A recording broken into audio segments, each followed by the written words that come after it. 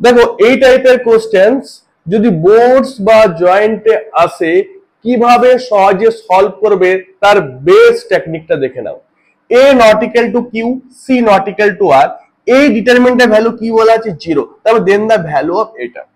তার মানে তোমাদেরকে মাথার মধ্যে একটা জিনিস নিয়ে আসতে হবে যে যে কোনো রো ডিটারমিনেন্টের যে কোনো রো বা যে কোনো কলাম যদি 0 হয় তাহলে ডিটারমিনেন্টের ভ্যালু কি হয় 0 হয়। তার মানে p এর ভ্যালু এখানে 0, b এর ভ্যালু 0, c এর ভ্যালু 0। ওকে, এই ভ্যালুগুলো এখানে পুট করে দাও।